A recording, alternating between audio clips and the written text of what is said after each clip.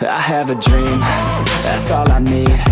I'll make it happen with some work and belief. Know what I want, so I'll take it on. I've made mistakes, but mistakes make you strong. Hey you guys, so before we start this video, I just wanted to come up here and talk to you guys a little bit. So basically, the interview went great. This is Mackenzie's second interview, Kenzie and Don's second interview. The first one, the audio got messed up, so we had to redo it because I do live on my TikTok. So if you guys haven't already, go follow it. But basically, there was something wrong with the internet that day, and it was like glitchy and wonky, and I hated it. But if you see a little bit of glitchy parts, that's why I did my best to edit, and I'm so sorry about it. Hopefully the other interviews are not going to be like that, but I will let you guys continue watching this video, and I hope you guys have a great day. Bye. Hey, what's up you guys? Welcome back to Hounds to Heroes. Today I have Kenzie and Don with me today doing their interview, so let's learn a little bit about them, shall we? Today we have Mackenzie and her service dog Dawn. Mackenzie goes to college for canine training and management. She has a lifetime experience with service dogs of 7 years. She has owner trained 2 service dogs. Dawn is an Aussie that is used for psychiatric mobility and cardiac. She is fully trained but still is learning cardiac alerts. Mackenzie is an advocate for the LGBTQ community and people with disabilities. She also gives advice to owners that are new in training. She has a following of 1,443 followers on TikTok as well.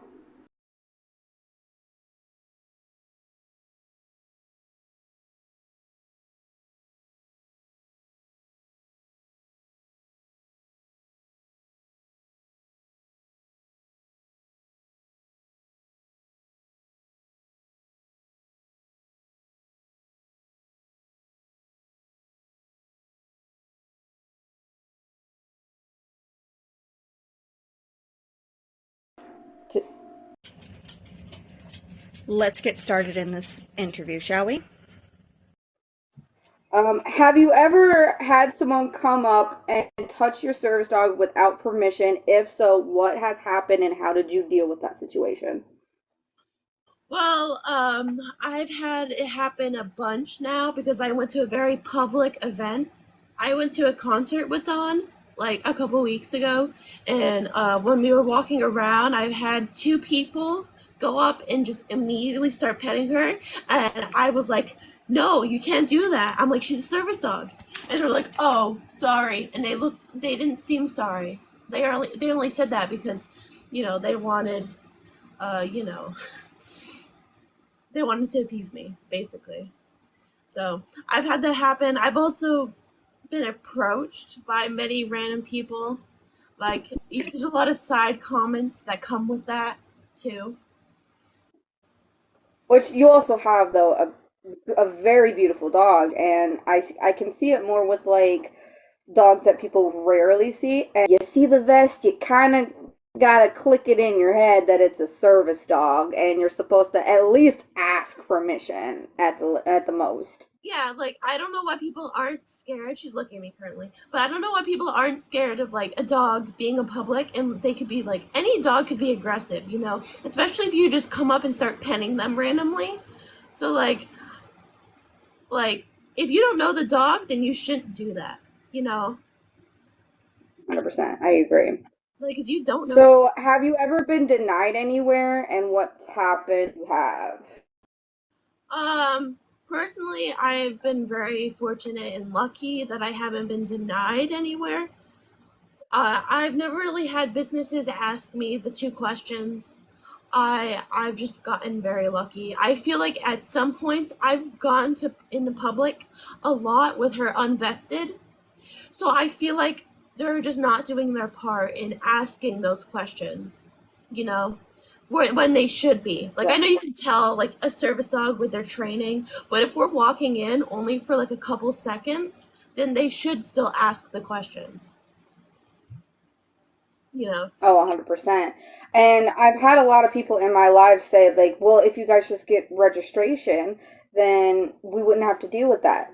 And it's like, if the businesses nowadays don't follow the rules and regulations now, this is a federal law that we're talking about here. It's like if you go and steal something, you're going to go to jail. It should be the same way with service dogs. They should have to abide by it and ask the questions every time someone walks in. So if you don't do that now, how are they going to know if that ID is real or not, no matter what? Because they don't even follow the rules now. I know exactly. Has there ever been a time where you encountered a fake at all? And if so, what happened and how did Dawn deal with it? I've probably encountered over 50 fakes at this point in her career. That I just so there was two things I used to do. When I was, before I got banned from Walmart for speaking out, um I I used to go up to the person and be like, "Oh, you have a service dog?" I used to ask the two questions, which in my retrospect, now I don't do that. This was like a year ago because I was like, "Oh, if the business can ask it, why can't I?" But now I know that I can't ask the questions, but like I felt obligated because the dog was unruly and the dog was just, You dealt with fakes and what has happened and how do you deal with it? yeah. So back in the day, I used to ask the question and they'd be like, "Oh, for emotional support." And I'm like, "That's not a service dog." Nowadays, I can't ask those questions, so I just, if I need to, I will report the dog. I'll immediately go up to the front desk and be like, "Hey, I'm sorry if I'm intruding a little bit, but I saw that there was a pet dog in here. Um, it's not a service dog. I can tell because it's not acting the way a normal service dog would, as it wouldn't be barking at her, wouldn't be lunging. I'd be very respectful. Um, I just after Walmart, I'm like scared now to like say anything because I just don't want that to happen again. Like I can't go back to Walmart for another 2 years. That's ridiculous. Which is kind of, but I It was kind of get the anxiety of like asking people the question in general because nowadays cancel culture is so prominent that you say one thing wrong, and especially with a lot of us having a semi strong social media presence, we have to at least act a certain way and judge us for every tiny little thing that we do wrong. And I understand that. yeah. Worst thing about having a service dog, in your opinion? So I have a disorder that affects my cognition and my association. So when I have Dawn, I have to force myself to be present in order to take care of me and her. When I'm not with Dawn, I just tune out everything and I just go about my day, la la la via, you know. So like with Dawn, I have to force myself to be like aware of my surroundings and be aware of her. She is a fully trained service dog, reliably trained, as some people would say, but they're still an animal at the end of the day, so you still want to, look at them and make sure that they're doing the right thing, you know? Yeah, 100%. And I So, understand that. yeah, that's like the hardest part.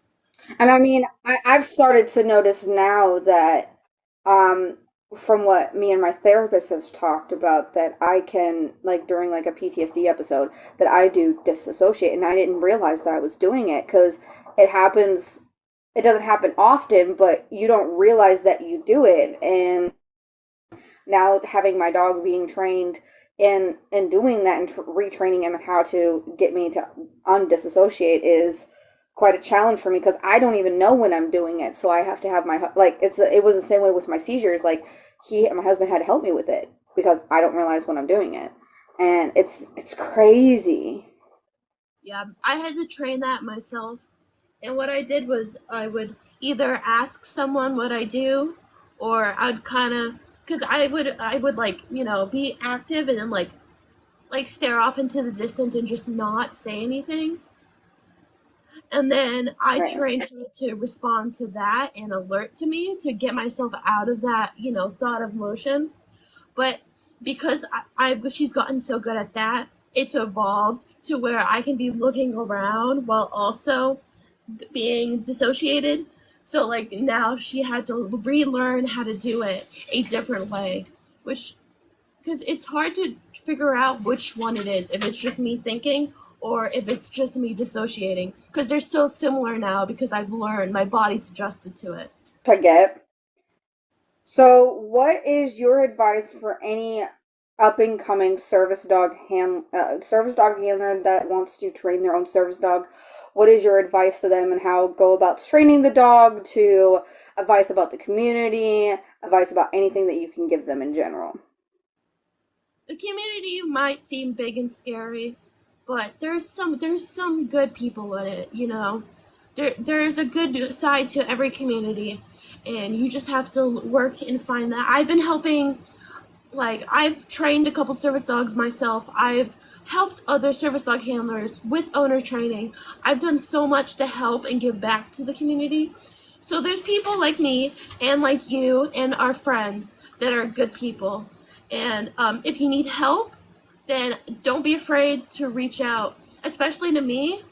I don't know about other people, but like I will help you and I will jump hurdles for you to make sure that your life is a better quality than what it was. Because I at school, I go to a dog training school, and I I've helped so many people with their service dogs. Because like some of them are dog reactive, or others are like, they're scared of dogs. Like Dawn's been amazing through that because she's a really good demo dog for that too. So yeah, that's what I would say. Because I know, sorry. No, you're fine. You can keep going. Oh, because I know a bunch of people who are just starting out in the community, and shout out to you. I know that it can be scary and overwhelming, and not all dogs are perfect, and people they make mistakes. So I think just being aware of it and try to actively work on it and work on our anxiety through it, then I think that's the biggest thing.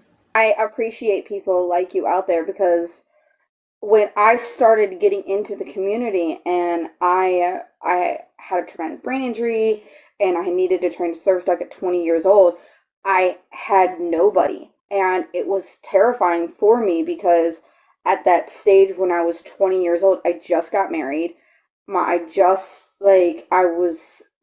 Surprisingly, I lost my mother. And I didn't have TikTok. I didn't have nothing to help me.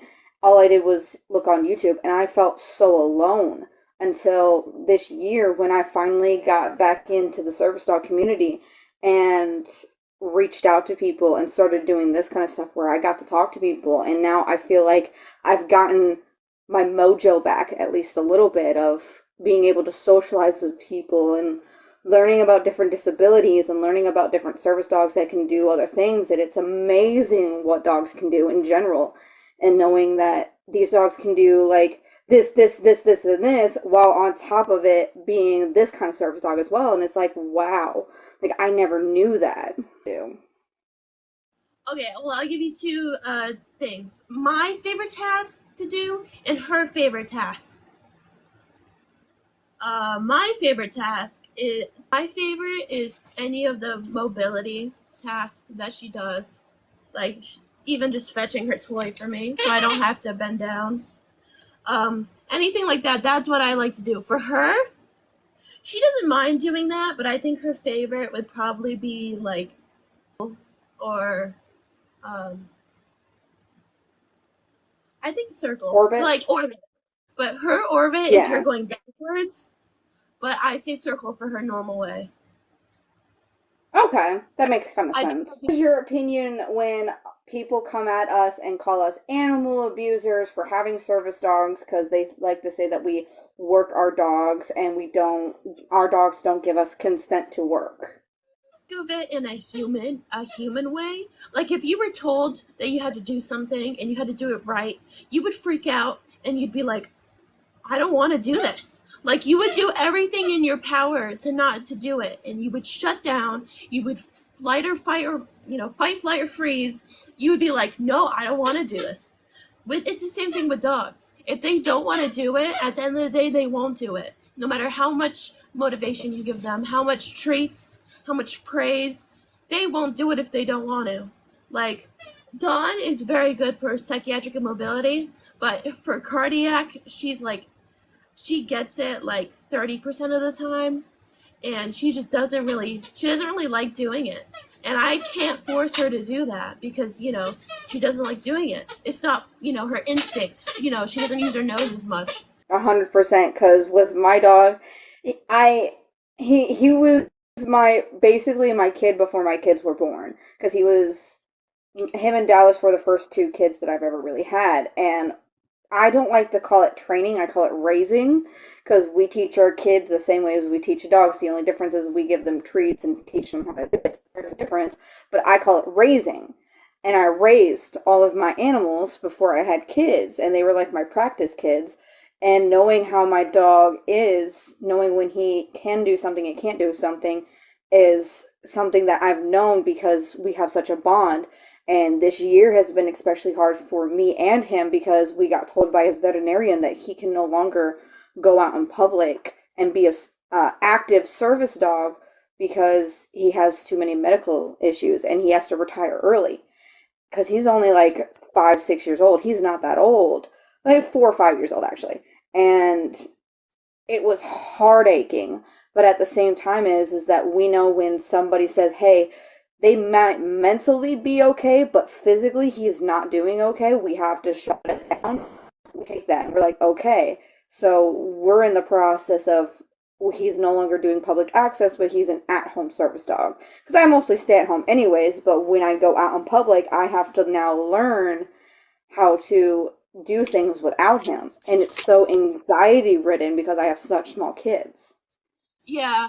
No, like I've seen that happen to a bunch of service dog handlers recently, where they've had to like retire their service dog due to medical conditions. So I've never gone through that, but I can. It must be very hard. Oh, it was heart aching when I got the news because I walked in because he seemed a bit off one day, and then he seemed okay, and then he seemed off again. And then I was like, I'm just gonna go get a checkup. Like it's a regular checkup. It's probably nothing. Walking out, and it's like somebody telling you that your child has cancer. It's that kind of heartache, and it's like these are yes, there are lifelines. Yes, they're pets. They're property of ours, but they're like family to us in the end of the day. Like, do we treat them like family? I would say 95% of the time we don't. We treat them like they're dogs, but they're like our family, and the bond that we have with these dogs is so amazing, and no one can understand it because we live with our dogs. Yeah. What do you think the biggest misconception about service dogs or service dog handler is? The one thing that pops in my mind is that we're just total bitches. Like we're just Karens because we don't let people pet our dog. It's not because we don't want you to pet our dog. It's because there's a distraction to our dog. It's not because you can't pet it because there's a reason behind it. It's not like no, I don't want you to pet it without any reason. Like 100%. they're medical equipment. 100%. And I get a lot of people asking me that question too of why can't we pet your dog? And I say because A, it's a big distraction, but also all of us service dog handlers, at least for me, when I bring my dog out, when I did, we were stopped at least 30 times a day. And it was difficult for me to go on with my day-to-day life while having kids and a dog getting stopped for every 30 seconds while I'm in a store. And it's annoying. I was like, so don't take it as we're mad at you, but we get stopped 100 times a day. Yeah, exactly. Like, but yeah, we're not entitled. It's part of our daily life. So like, if we deny you the pet, then it's just you just gotta deal with it. It's me about social anxiety. Like, would a service dog be good for social anxiety? And I'm like, not really. Well, why not? Well, you'll get stopped at least 30 times a day or more or less. You'll get at least stopped a couple of times about asking questions about your dog at the end of the day. And if you don't like people, you don't like hanging around people, a dog is not going to help you at all. Like, they can help with, like, alerting, like, to medical conditions, don't get me wrong, but, like, the social anxiety part, not really. That's more for, like, an emotional support animal that brings you comfort somewhat, but they're, in some states, they're not allowed out in public, but you're still going to get stopped whether or not you bring a dog out or not.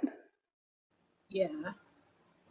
So what do you think about when somebody says that they should, that their ESA should be allowed in public because they do a service and they are technically service dogs? What is your opinion and what do you say to those people? I at the end of the Keep day, it PG.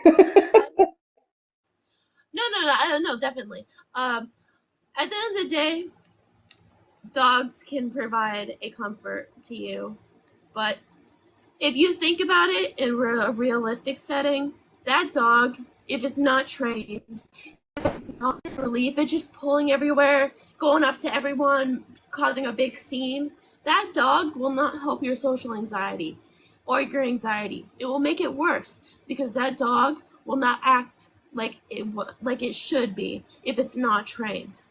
You'll get called out for it. People will be like, "Why is your dog in here?" Like, let's train them and then we can talk. Agree. No, I agree. Class training when we could dog. Yeah, 100%. I agree. Like, once you go through the 2 years of training that at least that we go through, and I'm saying at least we go through 2 years of training with our dogs for them to be reliably trained, then you could sit there and talk to us about why we hate ESAs. Because once you put that work in, it's like you going to a job and you putting 2 years of work into that job, and then they bring in a new employee and hand them that position that you wanted, that you worked 2 years for.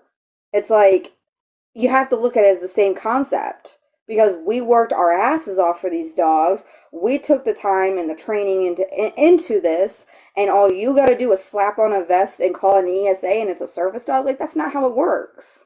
The question is what does having a service dog mean to you, and how has it enhanced your life or bettered your life in any sort of way? To me, a service dog just means freedom and being able to do what we want to do and just being able to live a normal life. So what she's done for me, she's helped me become more independent. She's brought joy and love into my life. She's a little special, but Just a little bit. just a little bit. You not see that Aussie stare? It's enhanced my life. When I go outside in public, I'm able to act and be like a normal human being because I have her there to task. And when I do dissociate or I do have flashbacks, she's right there to respond and alert to me to get me out of the flashbacks. But I'm glad that you have her. Thank you. And also, she's not just psychiatric. She's also cardiac and mobility. She's still learning her cardiac scent, but it's going really well.